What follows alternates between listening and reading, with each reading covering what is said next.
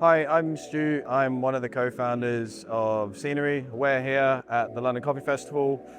It's Friday. I'm a little bit tired. It was a busy day yesterday. And we are here with Jamie, who runs the wholesale and sales department at Plot. Hello. And Hello. hello. And does a very good job of it as well. So do you, Stu. I think it's quite funny because I tell this to a lot of people. I would say Scenery's one of our biggest competitors would be you. I thought you were going to say Scenery is Scenery's biggest competitor. Scenery is Scenery's biggest competitor. No, I think you are our biggest competitor. And I think you walk into a lot of cafes and you see both of our coffees on. You see us on as the a shelf. competitor? Yeah, for sure. We're all in the same places. Do you know what I mean? We go into really nice cafes and have good relationships with them. And we're often on the shelves next to each other. But I think in terms of I don't see you as a competitor because not from quality, got to try and get them Scenery accounts, but in terms of when you find Plot or you find Scenery, it's like you find Plot or you find Scenery. Yeah, true. So, but I think we often do end up in the same places. But I mean, when we started Scenery, we didn't have an actual physical roastery. We were using Plot space for 18 months. Wednesdays. Every Wednesday. That was the worst day of your week. No, I loved it. I wasn't involved. I just used to waft in. Tell us all the problems you were dealing with. Yeah. But I mean, I think why I mentioned it, technically we're sometimes fighting for the same business, but we wouldn't be here without Plot and you and Matthew and Marta and Julia and all these people as well. So even though, there's natural competitive nature within the industry, which is great, it just means that we're all striving to do better. I think we owe a lot to you guys as well. We wouldn't. Well, I think it's sick though. I think with the collab coffee we did. Yeah. And 18 months of you roasting at ours, I thought it was awesome. It was, yeah. I think it's great as well. I think I was telling you a while back when we had there was that list on socials that was name your top 5 London roasteries. Yeah. And out of 5 of them, all 3 of them roasted in Woolwich Plot. Yeah, I mean, I think I really like what you guys do there as well, because it does give people like us who know we want to do something and, we have belief that we can do something good, but to give us a stepping stone to do that, I mean, you can't just install a roaster anywhere. You really need the space. You really need to be able to go somewhere where it is a controlled facility where you can maintain quality and just focus on what you're doing and be able to allow people to start businesses. And that's a really cool thing that you do as well, because obviously when we left, someone else took over and you're kind of doing the same thing for them. Obviously they were a business already and they're kind of growing from where they were, but purely because of the opportunities that you're allowing them to. I think it's funny, you guys, you haven't structured your roastery around ours, but you've grown from day one Scenery on the Loring. Yes. You've used sort of the same type of equipment. Yep. And you've got a different color sorter and stuff, but you had all that stuff that you started off with, yeah, at ours, and then you've just then taken on springboarded onto your own place and then carried on that equipment as well. Same roaster, same printer. Yeah. Well, I had to print at yours, but to get ready for the festival. I know. Jeez. I did walk in the other day and see Alexa, and I was like, I know exactly why you're here, and it's because your printer broke. But I mean, that's really good. It's there was times when, because ours broke the week before, so we were at any moment we'll call Jamie and be like, can we come down and print some labels? But it's also nice that we can do that as well. I'd say no. You would say no, and justify. We're competitors, aren't we? So yeah, I do everything in every minute of my waking day to beat you and be better than you. How did you get into the coffee industry? Well, Stu, I will tell you. Please tell me more. So I've been a Plot for 4.5 years. Yeah. I actually first met you, I think, the first LCF after lockdown. Filling up water. Yeah, wearing service works. Yeah. Trousers. Yeah. Nice trousers, long hair, hat. Basically a slightly less attractive, interesting version of me. And I was like, this guy, you didn't give me the immediate oh yeah, I want to chat. Yeah. So no one wants to actually chat around the water. But we barely spoke that first festival. That was my first festival, and that was also September 21, because there was no festival in 2020. Yep. So I started in August, and then they did the festival the following month. So that's when I first met you. 2023. 21.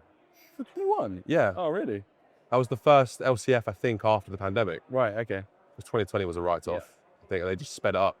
But that was my first LCF with Plot. So I joined in 2019. I joined in 21, but Plot started in 2019. Nice. Then I started working originally. Do you know the job I used to have back in the day? The commodity one? Or before that? No? I used to sell like baby gear, Oh, no, I did know that. like The push prams. chairs and car Sick. seats. So I was basically like an account manager, trainer, like covered the whole of UK and quite a large part of like Europe, training. But how did you get into John that, Lewis's. though? Was that just like you found a job that you... I was working in John Lewis. Oh, I really? was just like 21 doing shoe fitting for Simon Pegg's children. Of course. So she popped in, oh, can you do a shoe fit? I'm 21 being like, yeah, it's a 6.5 F. And then being like, what am I doing with my life? And then I started working in the nursery department. This is a weird, I haven't actually told anyone in the industry this. I think they're meant to be like, oh, Jamie's a cool coffee guy. You are a cool coffee guy. But so yeah, I was sort of in that world for about 8-9 years. And then I was like, about 23, 24, I was thinking I need to do something with my life. And I was like, I want to get into food or coffee. Because, I mean, you've done a lot of food stuff on the side anyway. Well, yeah, lockdown started the sourdough pizza company and stuff. Yeah. That was cool. But yeah, so I was like, food or coffee. Decided on coffee. And then... Why? Did you actually have much of an appreciation then? Yeah. You loved food. But... Well, my first coffee was, my first flat white, I was like, damn, I didn't know coffee could be like this, was all press. Oh, sick. They weren't my mates at the time, but they had a little brunch spot where I live, and they were doing all press, Red Street blend. Yeah. And I just had like a swan on top, and I was like, I was drinking Kenko Instant at the time. This is like 2008. And so about 2009, I started getting into coffee, like the barn and all that sort of stuff. And then, yeah, so had that flat white. It's like pretty classic. You had a flat white, and then was like, loved coffee, started getting into it. Why does this flat white taste so much better than anything else that I've had? Yeah, literally. Like, you think of like, when you think of coffee, I thought of like teacher's breath. Yeah. You know, when you're in like a maths exam and they're like over your ear, just like, can you leave me alone, please? Jeez, I'm not drinking coffee anymore. This is grim. So that was my sort of take on coffee. And then I basically there's in the back of my head, still selling baby stuff, account management, trainer, territory sales manager, and then was just like, I can't do this anymore. And then randomly heard of Coffee Jobs Board, Instagram, there was a picture of an apron, and the applications for this barista trainer role ended at midnight. And I was like, what have I got to lose? So I literally just applied for the role, had a phone call the next morning. He met my to-be boss met me in the NEC while I was at a baby show. Had my interview there, literally got the job like the next day. As a trainer? Yeah. So you went from like... Never been a barista in my life. To teaching to people this how day, to be I've still a barista. never been a barista. That's crazy. I know how to make coffee. That's I've never done like... You know what, like that's like... I obviously started my career as a barista. I would say like 95% of a lot of people in the industry. Justin from Coburn's the same. He never worked on a bar. He just started roasting coffee. Okay, well that's a whole, I mean, that's a whole different But he thing. comes from like a science background as well, so he already had the appreciation. But that's it. Do you not feel like imposter syndrome being like, this is how you pour a flat white? It's like, go on, you do it. It's like, I can't. Well, who I was working for, absolutely loved them, and I would not be where I am without them today. That's how I met Tom from Dartwoods as well. Nice. He's a legend. He took me through some of my SCA, but you did SCA courses? Yeah. So I did like brewing intermediate, no barista intermediate, and then I did professional intermediate with Plop. But I basically was a very different industry. It was a commodity, dark roast, blends, like £8 a kilo to wholesale. Those were the days. So that's where I started. So I was training people in garden centers and like corner shop cafes and like mum and dad style places and hotels and stuff, but all over the UK. So the little knowledge I had at the time was already, that's something horrible, was like better than what they had. So I could do latte art. I could dial in on Mazza, carousel grinders, like super jollies and doof, doof, doof. Yeah. That's your heritage, right? Australian coffee, great coffee, but really bad equipment, isn't that? It is. I think it's less now, but I feel like Australia, like my first coffee job was basically when I was saving up to move overseas. So I was working like 3 different jobs, just finished school. And I got a job at a cafe called The Corridor, which was like literally a shipping container near my house. I started like 5:30 in the morning. And like my interview was like, I rock up when they saw this like 18-year-old kid and they were like, yeah, he seems sweet enough, give him the job. But there was like no training, no induction. She's learned on the job. They were like, press this button, press that button. That's how you make coffee. I was like, all right, sick. And it was literally clicky clacky, scrape off the top, press the middle button. If you press any of the other buttons, the machine will explode. Yeah. Press the middle button. And then all of a sudden, like, you know, shots were running out in 10 seconds and I was having a panic attack. So I had to make like. You were turbo shotting. I was turbo shotting before it was cool. Exactly. But I was like, I'd have almost like a mental breakdown, panicking because I'd have like 3 vanilla lattes to make. So this was like a very old school kind of Australian thing, but like, I guess like Australia's got a massive cafe culture, and because it's like, especially where I grew up more regionally, it's like less pub culture because you have to drive everywhere. So it's like drive to a cafe, have a coffee with your friends to catch up. My mum used to drag me around Melbourne all the time to different cafes to go see her friends and stuff. And I'd just be like, I don't know, playing with coffee beans on the floor or something. So it's like a very stereotypical, but yeah, I kind of like got into it because I actually moved over to play sport. What were you playing? Cricket. Aha. I should have guessed. The most uncool sport in the world. No, I love it. It's good. But I moved to like Yorkshire and I moved to like Oxfordshire. But I'd always wanted to learn how to make coffee because I knew how good. When was this? I moved over, like, I finished school in 2013. So I moved to Yorkshire in 2014.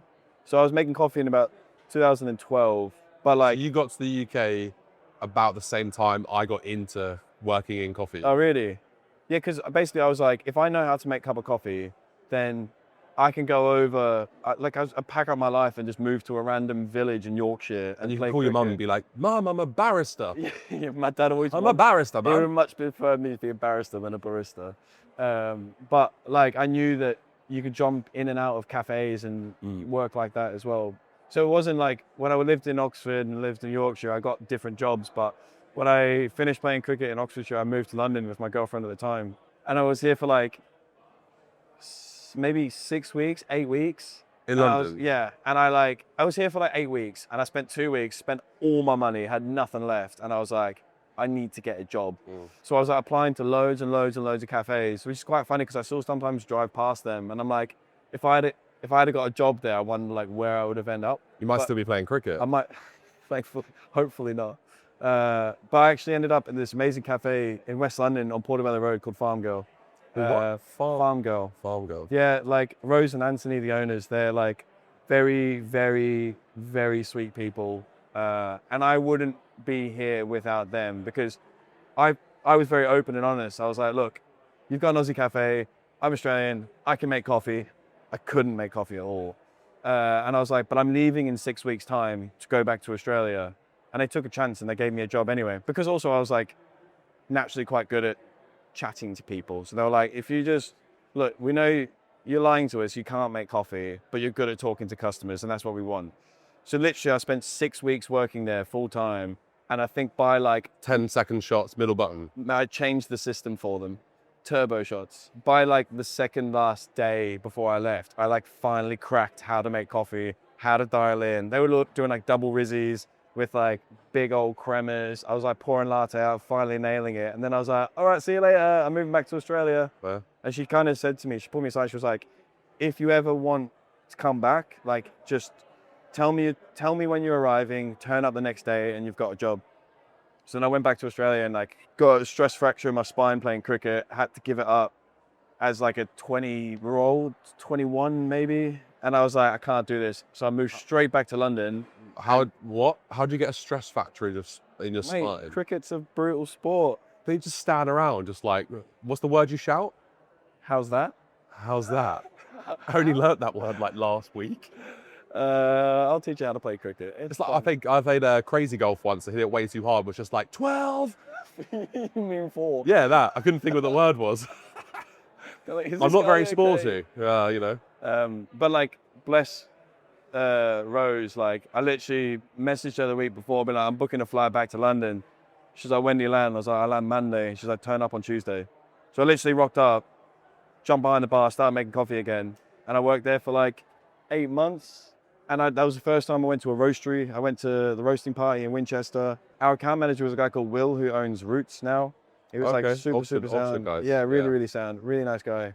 And he like showed me around, and it was like, oh, this can be like a career. Like this could be a job. I was like, you guys are just like standing in a warehouse, like having fun, like roasting coffee, and just like you create your own like vibe, and it's like kind of almost not affected by the outside world. Like all you want to do is like roast coffee and have fun. And I was like, this is really cool.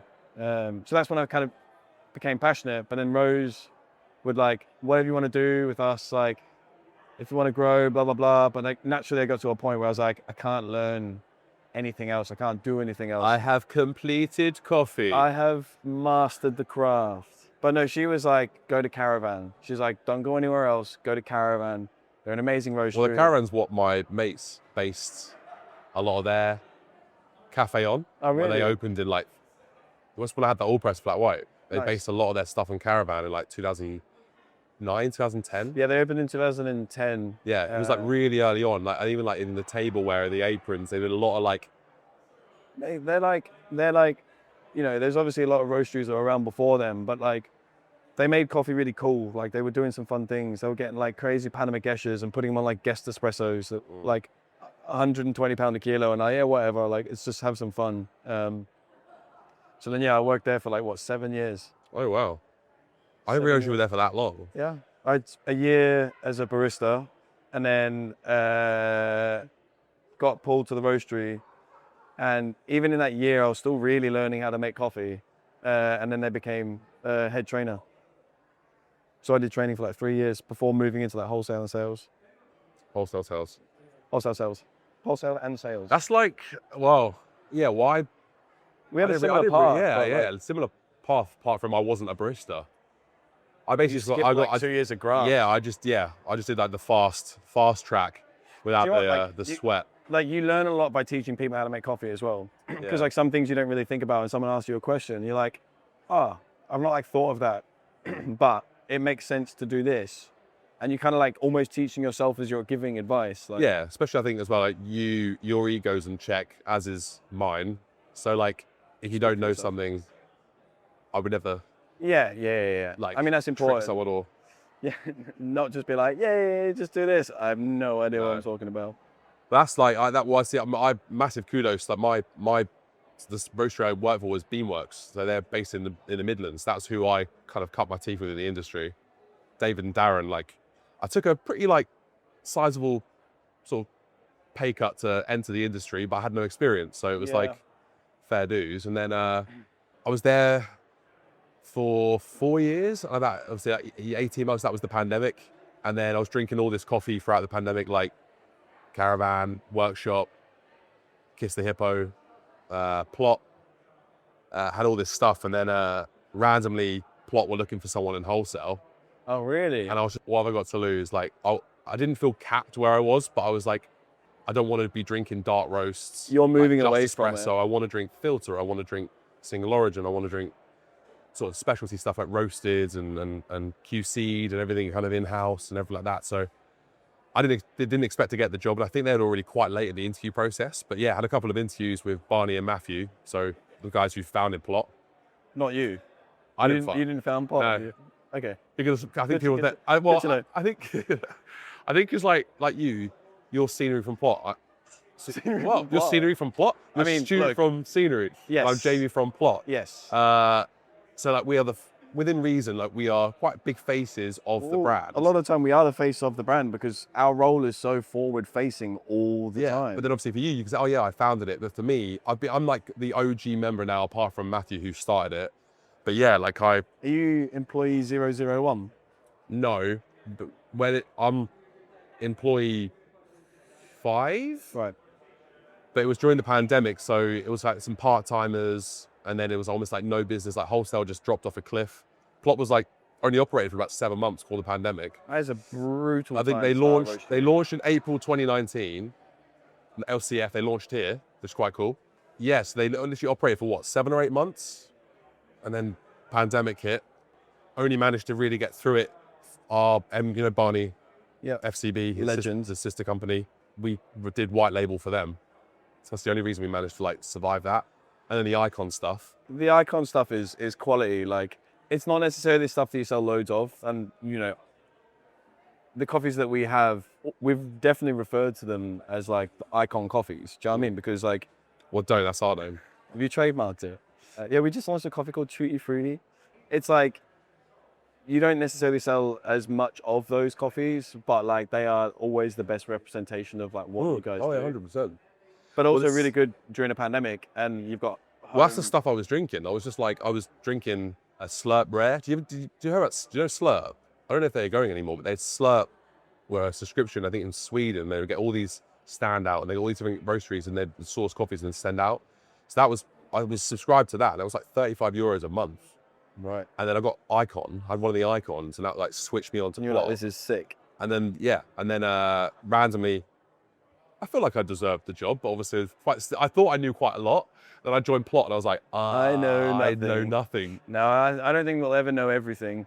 Even when we opened the cafe. And But I thought literally an espresso recipe was, 1 to 2. well, even I thought a double Actually, no, espresso was Lizzie's. 18 to 60 grams, 18 to what? 18 grams to 60 grams out.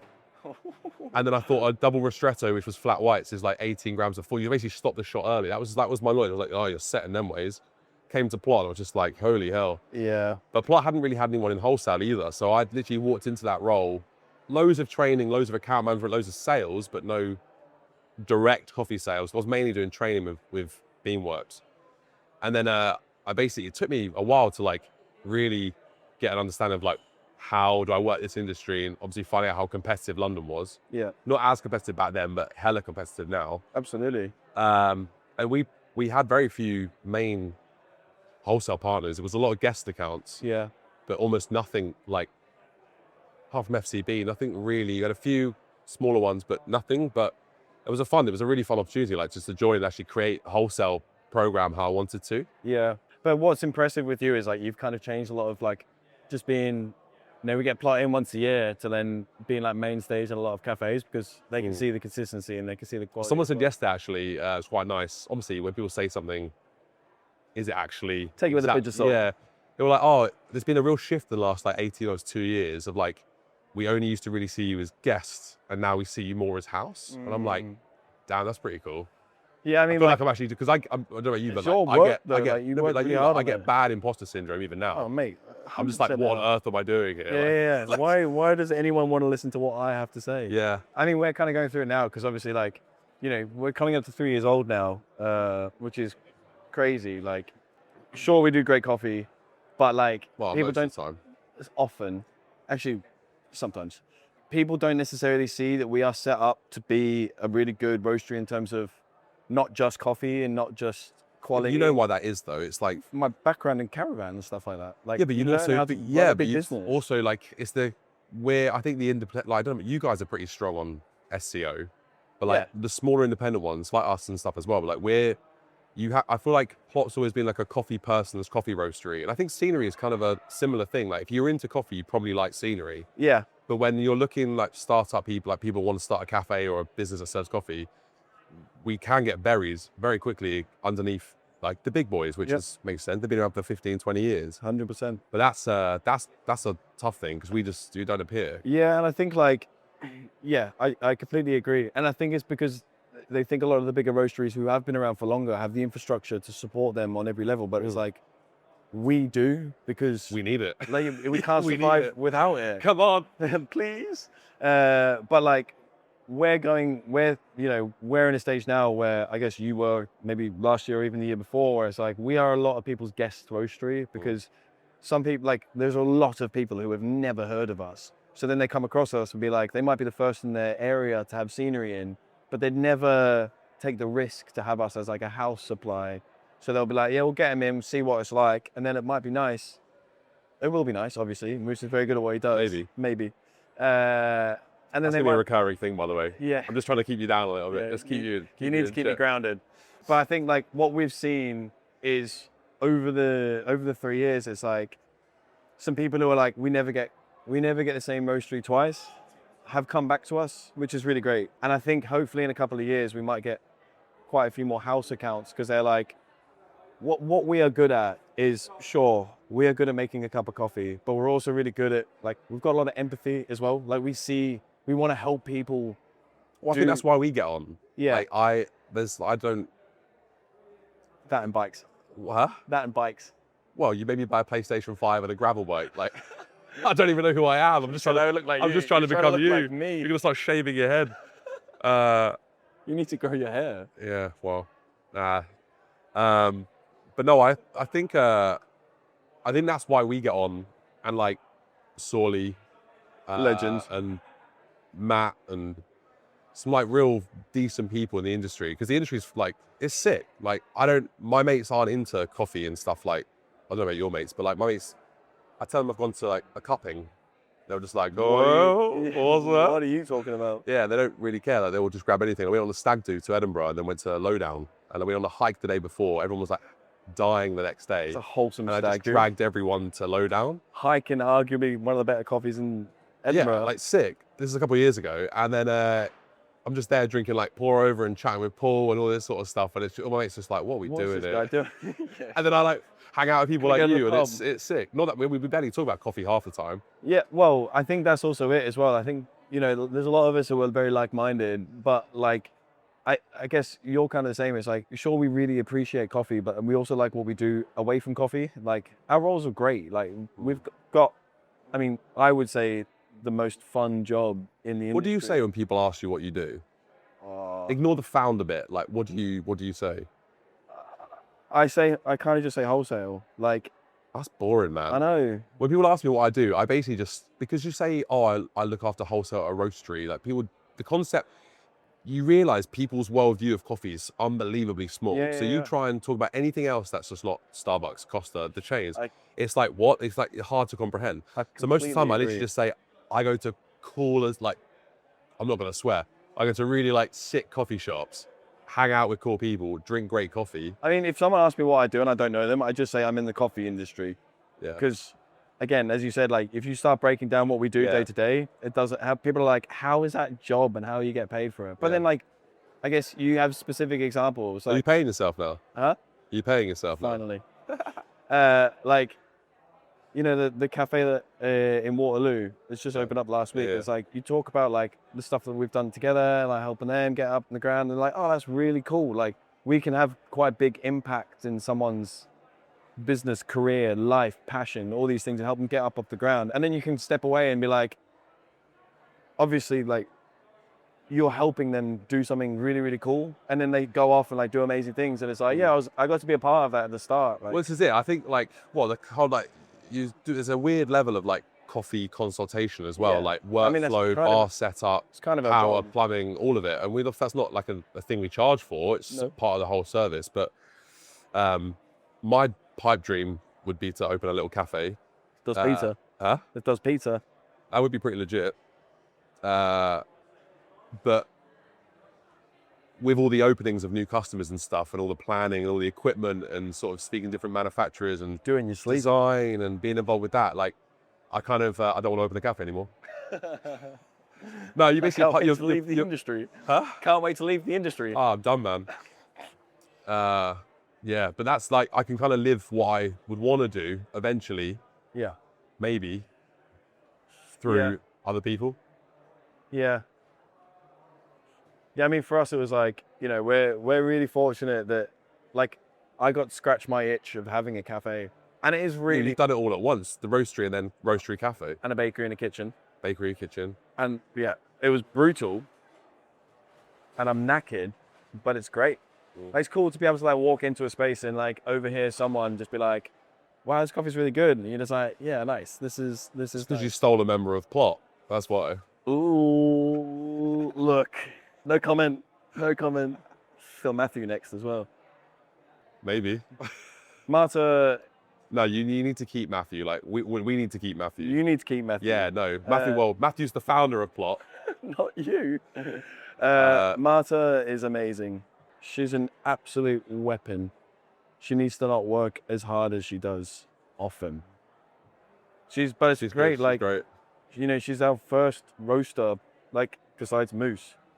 Moose, obviously being the other founder, is like, you know, our jobs are never just, oh, you do wholesale, go have conversations. Oh, Yeah. Moose, you need to roast coffee, go roast coffee. There's like a million other things that we need to do. Yeah. So having someone like Marta just be like, go away, To go. have someone you trust like that Yeah, is she's cool. like just let Moose go do his thing, because it takes time, and Marta just be like, I've got this, like, but also how she integrates with production, like, Nice. what do you guys need? How can I help you? Like, she's good.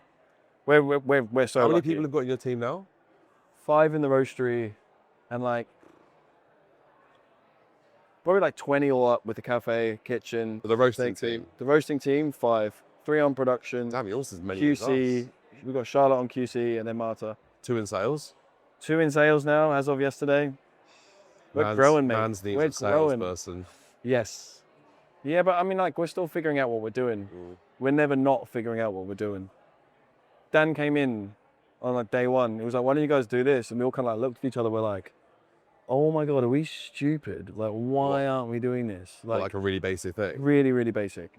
But Like roast good coffee. like roast good coffee. We're just not figuring it out. I didn't know that was the aim of the game. But it's like, yeah, I don't know. We're constantly just, I mean, we have no idea what we're doing. We're just constantly figuring it out. And I'm sure, You definitely do have an idea. there's always things where we're like, maybe it's a bit imposter syndrome, but I think that's probably what it's creeping in, because I sometimes feel that, but you guys, like, you all have your roles. It's like us, like, well, you've got me, I run wholesale. yeah, Matthew does sourcing, teaching, a lot of the marketing. Alexa's teaching. Ags, Lily, and Christina in production. Like, everyone has their role. yeah, but like we unintentionally have our role, because like I can't roast. Moose isn't gonna just have a million conversations in a day, and Ross doesn't care for either of them. Do you know what I mean? But like, we can't do what Ross does, because Ross is the most organized person I've ever met in my life, and it keeps the business going. So like, we unintentionally fell into it. Yeah. But you need those 3 aspects to. It would be fun if all 3 of you were like fighting for sales. Should we swap for a week and see what happens? I'll start sourcing coffee. Yeah. I wouldn't even know where to start. No, it is pretty sick though. Like, it's our industry is cool, but It is. And it's nice, the collaborative aspect of it as well. Well, obviously you mentioned before, like doing a collab, and more roasteries are going like, I like what you do, you like what we do, like, should we do something together? Because it does bring more people into the industry. And I think Plot are really good for that, because like, you're a prime example of someone who wasn't necessarily in the specialty industry, but Plot got you into it, which is quite cool that you now get to fly that flag. But yeah, we're trying to do the same thing, where it's like, it's obviously amazing having coffees that like are rehydrated, natural, with the yeast inoculation that tastes like strawberry cheesecake, but then also having a coffee that's like a dark roast from Costa Rica. have you got a dark roast? We launched it like, Who are you? I know. Who are you? We want a coffee for everyone. Do you know what I mean? I've been hearing good things about it. You came from the dark roast industry. Do you know what I mean? Yeah. Like, we all started drinking dark roast that gave us bad It is weird how coffee much your palate changes. Yeah. I like, everyone makes a joke over the roastery that I like favoured the dark roast, but it's like wholesale. A lot of people want Body. that coffee to cut through milk more. Yep. So we're still pretty light, but we've got our house. Well, Sure Shot is medium, but we play around with some slightly darker ones. But yeah, I feel like we did with our house as a medium as well, facility blends, but like, we'd always wanted to do a dark roast, because what's the point of trying to get more people into the industry if you don't do a coffee for everyone as well? Like, a lot of people, especially after COVID, want more understanding and more traceability of the products that they're consuming. I'm just ever wanting co-ferments. Well, everyone wants a dark roast co-fermented caf, but it's like, just because, I don't know, like, my girlfriend's dad's a perfect example. Like, bless him, he comes in the scenery, gets facility blend, says it's delicious. I know he hates it, because he's born in Rome and grew up in Genoa. Like, he wants a dark roast. Soph's dad, his manner routine, he's been drinking pre-ground Costa He's sick. cafetiere grind. Roasted 4 years ago. Yeah, he's been drinking that every day, 11 a.m. single cafetiere, and he ran out. huh? 11 a.m. Same one coffee a day at 11 a.m. And he tried some of our short shots from Brazil. I was like, this is much nicer, and he was just like, oh yeah, it's delicious. it's different. That's the best word. Different or interesting. Politically correct. It's definitely different. I heard people murmuring them words near your stand actually. What? It's different. It's different. The coffee, that Corbetitas is definitely different. I've heard the washed Kenyan. Good. That is an us coffee, I think, where it's like I remember the first time my it's different moment was a washed Kenyan coffee, like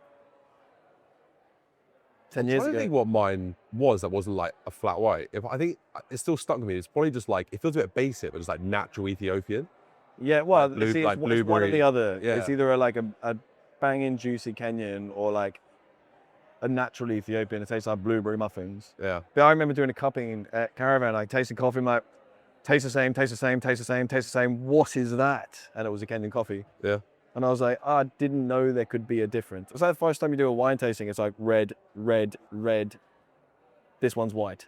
Like that was the coffee for me that was like, I didn't realize that coffee could be so sweet and juicy and fruity. It is nuts. It is nuts. Like we're quite big on clean, like washed coffees. We've got a few funky things down there. But yeah, it's nuts. Like it's crazy how much your palate develops as well. Like I wouldn't have been out, well, especially at the moment when you do a cupping table and you have a lot of like washed, high scoring coffees, and then you'll have anything that's a bit more like a little bit more funk, fermenty, umami. Yeah, and it kind of writes off a lot of the other stuff because it's just that's all you can. It's very intense. And smell in the Smack in the room face. as well. Yeah, it's quite funny. Like it's like we used to brew. What we used to brew? Aragwell. Yeah. We didn't brew it. We just opened the bucket. Yeah, you'd be like, well, we'd be about to do our QC on that Wednesday morning. You'd be there like just dialing in this, what was it? El Jaguar. Yeah. You'd be like dialing in this crazy coffee. And then I think Matthew just used to like just lift up the pots and just take it out of the room. Like now, everything just tastes like perfume. We didn't even need to brew it. Like you could literally just open up the brew bin. Yeah, and it's wild. Hits you in the face.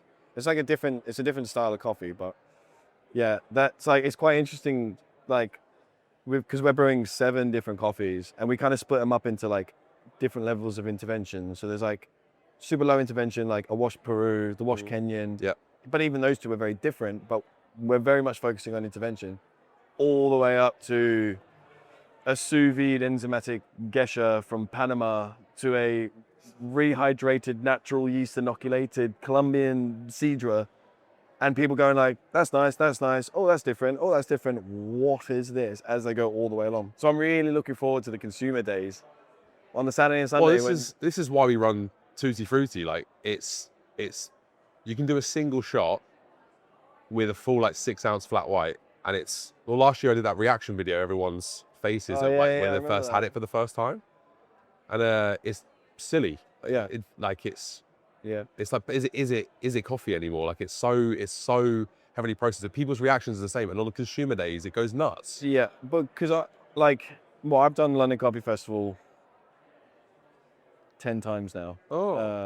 I'm a seasoned Haven't you done well? Seasoned veteran. But like, I remember at least like once a year I have a really nice conversation with someone on a Saturday or Sunday, and they are literally like, I drink Kenko. My mate brought me here. I don't really know. They had like their epiphany moment. Yeah, and you get to like actually witness it, and it is sick. And it is a lot of like, obviously we're set up for it because we've got loads of different coffees. Is that where you take your hat off and then the white robe comes on? It's just like, got the brown sandals on. Yeah, you are blessed. But it's like, you can, you try this. Oh, it tastes like tea. And then they get one, they're like, I didn't think I would like this. Yeah. And you can see it like, it's as if our whole industry, our all careers and lives and passions just like opens up in front of them, and they're like, this is a thing. That literally is probably how you break that real small worldview that I was talking about earlier. Like having that like epiphany moment, that one thing you just think, it's the same with anything. Like any industry, maybe not any industry where you're actually consuming it. Yeah. I mean, everyone has it with wine as well. Like, yeah. I remember the first time I had like a wine where I was like, my dad, like, Australia's obviously, we produce very good wine. My parents love like trying loads of different wines, and I was like, this is all just the same thing. Vinegar. Like it's just vinegar Ribena. That's Yeah. all this is. And then I had like some, I don't know, light-bodied red from Loire Valley or something, and I had it, and I was like, You're so cultured, man. I'm really cool. But yeah, it's like that was I only like natural wines because Action Bronson drinks them occasionally. nice. What was that? What was that show that he did? I can't. Something delicious. Yeah, that's delicious. Yeah, that's the one. Apparently, I'm in an episode of that. No, you're not. Apparently, You're not. Apparently. Oh, is this when he did that coffee thing? No, I wasn't No. in that. He did it cupping or something. Yeah, that was in the Cabra. Oh, that's right. Went to a festival in Manchester years ago and he was performing. And apparently there's just a scene of me in the background just like, Crying. Just crying. I love you, man. To this day, oh, it was F That's Delicious, but it was a London one. And apparently it was a Manchester one. It was definitely in Manchester. There was a London food edition. And apparently I'm in the background and to this day, it never found me. I mean, like someone like that is actually quite good where it's like, you know, he's brought people from his industry being music into like food and wine scene. Did you see the one that he did with Le Cabra when he went to Say in Le Cabra? Have you seen that? No. It's like a full 20 I only 25 heard about minute. it. It's really good. But I hilarious. knew he did a cupping. Because you got the guy. Hey man, this tastes like olive oil. Yeah, look, I can't remember the guy that has the little rat's tail ponytail who owns Say. Do you know the guy I mean? I can't remember his name. Oh yes, I do know him. Yes, I know him. Really nice guy. Yeah, I've never met him, but I can't remember his name. He's like, they're all being quite professional because it's like Say it's very high scoring, very light roast, very high quality, professional, like not as quite kind of sort of stupid as maybe you and I are. And you've just got Action Bronson just being like, just like proper slurping with his ski goggles. Oh things my on. gosh, that's so funny. And it's such a disconnect. And it's Look, like, it like, cracked me up. That's him cupping. And he's like having that moment. It's like, I didn't have a clue coffee could taste like this. Yeah, and anything like that is good for us, really. Because again, like, Well, it's good for Le Cabra and Say. well, definitely so. How many people watch that video? Like millions? Yeah. Millions of people who probably didn't know now know what a cupping is. They probably still think it's a ridiculous name because it is. It doesn't make sense. We think it's, well, I mean, it's in a cup. Should be bowling. That's in cricket, Jamie. That is what I used to do. You need to stop talking about that. No one likes it. But yeah, like 1 million people would now know that we have a professional, controlled way of tasting coffee for quality control. What's the crack with the rest of the show? Are you just running the same coffees that you got now? Yes, we'll change our house coffee. We'll change our espresso because we've got colourful in it, which is a... That was Soph's favourite flat white that she had yesterday. But what about you? Are you swapping up your coffees? I was trying to do tutti frutti espresso tonics. So what's chewy free now? Infused Infused. Colombian With what? Honey. raspberry oil and dehydrated mango. Dehydrated mango. Yeah. My favourite cycling snack. Take note of that. Yeah, so we're running. We've got someone coming on tomorrow doing cold brew cream tops. Tell me more. It's Sure Shot Brazil cold brew with Like a cold like a vanilla foam. cold foam. Cold foam is the thing this year, isn't it? Mate, matcha's the thing. No, matcha was It's the thing everywhere. last year. Nah, matcha's stronger than ever. Cold foam, matcha cold foam. There are a lot of people trying to sell me Do you drink any matcha. of that stuff? No. Do you mean yes? I definitely mean no. Do you have your PSL moment? What's that? Come on. PSL. I thought you said PSR. Pumpkin spice latte. There you We go. served them at Scenery, and it was delicious. But we made it. We made the syrup ourselves though, Yeah. which was kind of crazy because it was like 40 kilos of roast pumpkin, just like random. Oh, you actually made it from scratch? Yeah. Damn. Yeah. We try to do everything ourselves because it's just a bit better. But yes, Well, that was my plan with tutti frutti espresso tonics. And I realized I'm not a mixologist or have the time. and I also don't have the time. So Yep. We do a couple of like seasonal drinks, but like nothing was as popular, nor will ever be as popular as the pumpkin spice latte. well, we can go out for a little cycle when I start cycling with you and then have our PSL You're gonna have together. to meet me halfway though. I can't cycle all the way past St. Albans from Lewisham. Don't tell anyone where I live, mate. Jeez. You're somewhere past St. Albans. What have you got coming up then? Have you got any exciting coffee releases? No, neither. Thinking of packing it all in. We did it all today. Just thinking, there's nothing left. I may as well we may as well retire. Should we just go on a massive bike packing trip around the world?